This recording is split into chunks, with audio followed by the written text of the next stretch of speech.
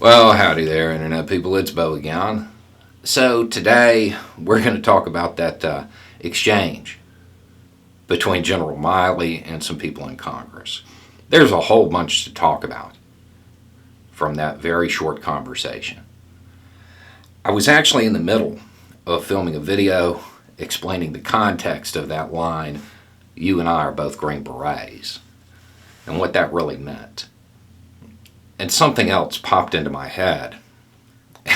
And that seems way more important than explaining a really good insult. I know a lot of special people, special forces, special operations community in general, true elite warriors, true warriors. They're incredibly diverse. They come from all walks of life, all kinds of philosophies. There's really only one thing that I can assure you none of them have ever said. Don't learn that. That's never been said by any of them, guaranteed. You know, I know some SF guys that basically they went to what amounts to finishing school. As a group, they decided to go and do this. Learned which fork to use, learned how to pair wine. One of them went on and went to culinary school. And it's part of that idea of being well-rounded and understanding different things makes you a better warrior. Yeah, there's that aspect to it. It also made it to where they could function at one of those embassy dinners. They could blend in. But it's not just about that. It's not just about the stuff that is immediately applied to the job. No education is ever wasted. The idea that learning about anything is bad, that's the sign of an uneducated mind. That's the sign of somebody who is closed off. The true sign of intelligence is being able to entertain an idea without accepting it as fact. The idea that a bunch of politicians want to tell the military what they should and shouldn't learn is ridiculous. The idea is to create people who know a whole lot. That's what it takes.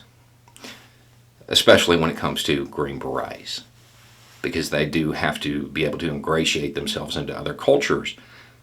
A critical part of which is understanding different systems of oppression. Critical race theory, probably something that would be useful framing, because it could be applied to other situations in other countries. Now, the big argument here is that no, this is indoctrination. That's suggesting that the person that is being taught can't entertain an idea without accepting it as fact. I would also point out that no, it's not. Being educated about something is not indoctrination. That's not how that works. Indoctrination is when you have a bunch of politicians telling you what you can and cannot learn. That's indoctrination. The United States as a whole has demonized education, demonized intellectualism. And we're seeing the fruits of that effort. We're seeing people get energized over things that are pretty easy to tell are lies. We're seeing people be manipulated by Dr. Seuss and Mr. Potato Head.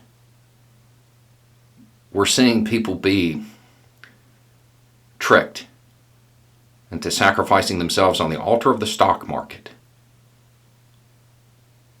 Don't wear a mask. It's not good for the economy.